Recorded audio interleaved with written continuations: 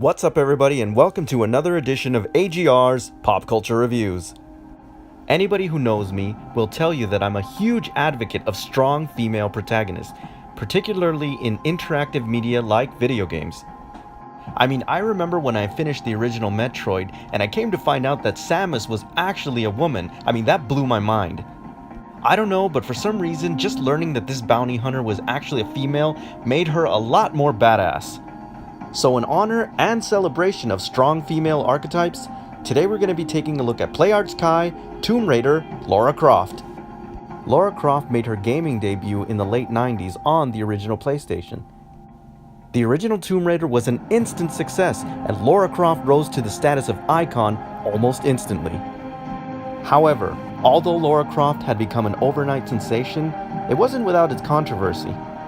Many critics, even today, feel that the original LARA CROFT was highly sexualized, and I totally see where they were coming from.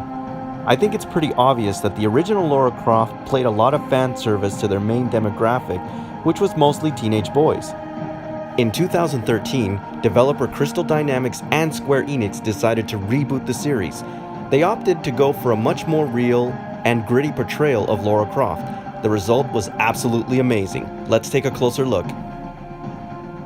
I'm really impressed with the head sculpt on this figure. They really captured Laura's likeness from the video game very well. Her gaze looks fantastic. It's a strong and determined look. They also did a really great job on the sculpt of her hair. The application of flesh tone and shading were also done really well, and if you'll notice, they made her face look dirty and gritty as well. It's a nice touch. I really like the little details on this figure, particularly that they included her jade medallion. It's really beautiful and contrasts really well against the grit of the rest of her body. Her straps and her buckles look really amazing. Obviously they were expertly sculpted and simulate the look of leather very well.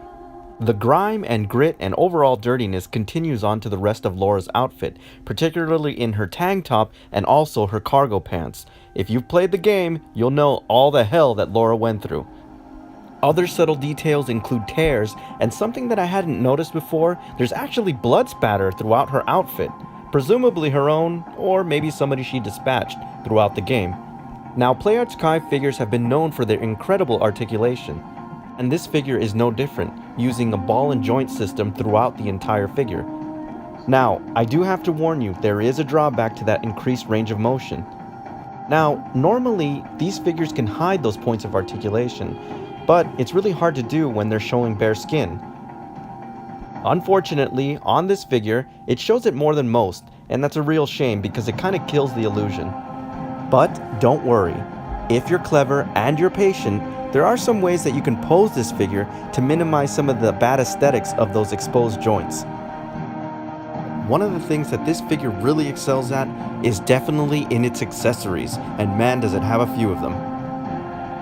The first of her accessories is her 12-gauge shotgun. Now I have it holstered behind her back, but it is removable.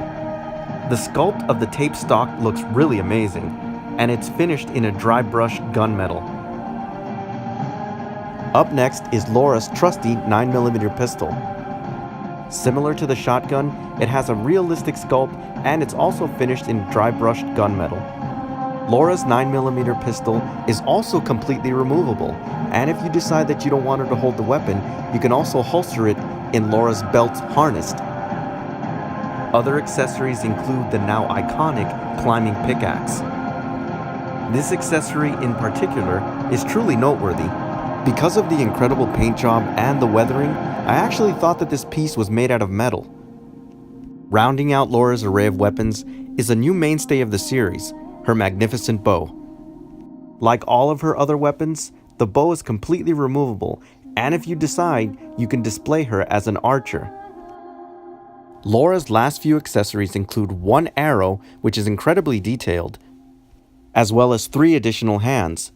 The interesting aspect about these hands is that they're sculpted in a manner so that they hold one of each individual weapon, and I have to say the level of detail here is really amazing. Now, if you're familiar with PlayArt's Kai and you've been collecting them for a while, you'll know that they do come with a base and a stand. Unfortunately, in my opinion, they're absolutely hideous. And for those of you who like to keep the integrity of the packaging intact, you'll know that you have to tear up the packaging in order to get to the stand. I'm not exactly sure why PlayArts does this, but I do hope that they rectify the situation soon. That minor annoyance aside, this is still a really great figure and a must-have for any Tomb Raider or LARA CROFT fan. Before I go, I just want to give a shout out to Cyber MX Collectibles for sending this piece over for review. Alright, so that's my official review on PlayArts Kai Tomb Raider figure of LARA CROFT. As always, I thank you for tuning in, and I'll see you on the next AGR's Pop Culture Reviews.